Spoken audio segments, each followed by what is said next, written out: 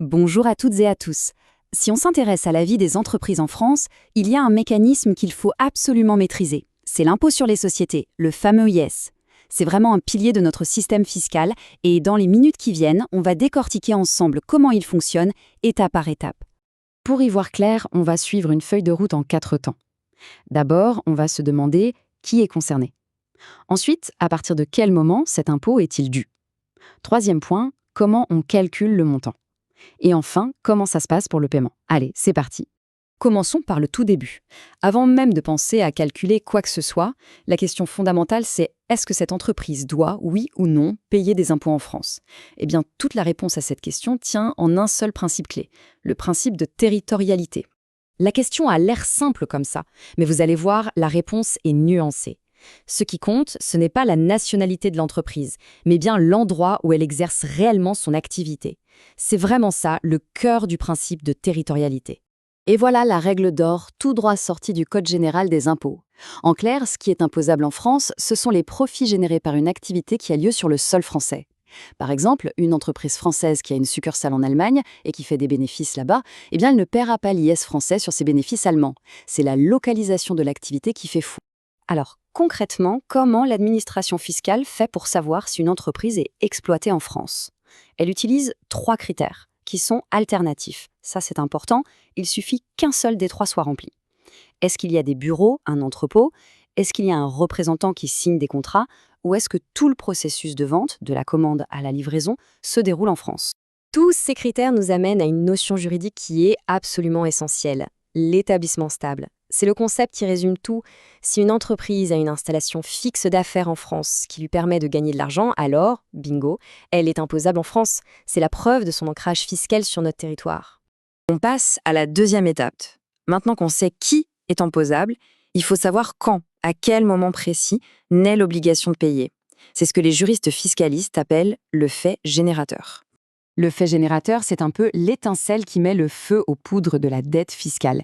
Et pour l'impôt sur les sociétés, c'est d'une simplicité redoutable. L'impôt est dû au moment exact où l'entreprise clôture ses comptes de l'année. C'est un rendez-vous annuel, impossible d'y échapper. La plupart du temps, cet exercice comptable, il dure 12 mois et il correspond à l'année civile, donc du 1er janvier au 31 décembre. Mais attention, ce n'est pas une obligation. Une entreprise peut tout à fait choisir une autre date de clôture. Et il y a des cas particuliers, par exemple lors de la création d'une société, son premier exercice peut être plus court ou au contraire plus long que 12 mois. Parfait, on sait qui paye et on sait quand. La question qui vient logiquement après, c'est combien? On entre dans l'étape de la liquidation de l'impôt.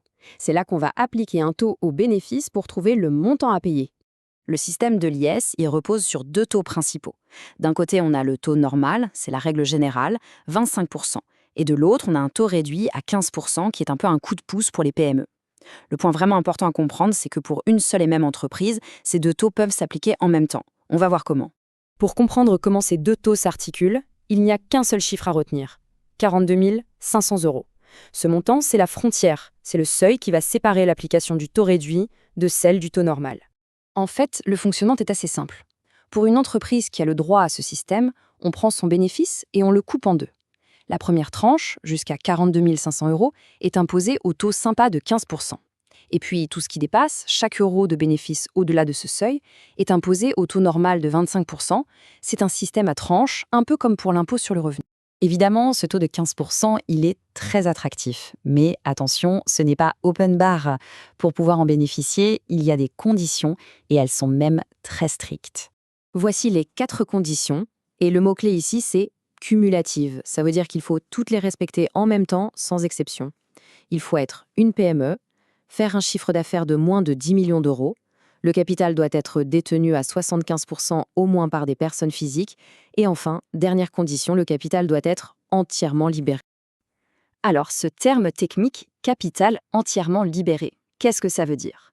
En fait, c'est tout simple. Ça signifie que les associés ont bien versé tout l'argent ou tous les biens qu'ils avaient promis d'apporter à la société. C'est une garantie de sérieux et de solidité financière que l'État demande pour accorder cet avantage fiscal. On arrive à notre dernière étape, la plus concrète. Une fois qu'on a calculé l'impôt, il faut bien le payer. Alors, voyons comment s'organise ce paiement et toutes les obligations déclaratives qui vont avec. On pourrait imaginer que l'entreprise attend la fin de l'année. calcule son impôt et puis hop, elle envoie un gros chèque au trésor public. Mais en fait, pas du tout. Pour éviter de mettre un grand coup dans la trésorerie des entreprises, le paiement est anticipé et lissé sur toute l'année, grâce à un système d'acompte. Le cycle est très bien huilé. Pendant l'année, l'entreprise va verser 4 acomptes. Une fois l'année terminée, elle dépose sa déclaration finale, c'est la fameuse liasse fiscale, qui permet de calculer l'impôt exact qui est dû. Et enfin, elle paye le solde, c'est-à-dire la différence entre l'impôt réel et ce qu'elle a déjà payé avec les acomptes. Mais alors, on peut se demander comment on calcule ces acomptes alors qu'on ne connaît pas encore le bénéfice de l'année en cours. Eh bien, c'est simple. On se base sur les résultats de l'année d'avant. C'est donc une estimation. Et c'est justement pour ça que le paiement du solde à la fin est indispensable, pour ajuster le montant total et coller parfaitement à la réalité comptable de l'année qui vient de s'écouler. En conclusion, qu'est-ce qu'on peut retenir de tout ça? Au-delà de la pure technique, on voit bien que l'impôt sur les sociétés n'est pas un outil neutre. Avec son taux réduit qui cible les PME, son système d'acompte qui aide à gérer la trésorerie, il apparaît clairement comme un instrument. Un instrument qui, bien sûr, sert à collecter des recettes pour l'État, mais qui cherche aussi à orienter l'économie et à soutenir un certain modèle d'entreprise. C'est toute la question de la politique économique qui se cache au cœur de la fiscalité.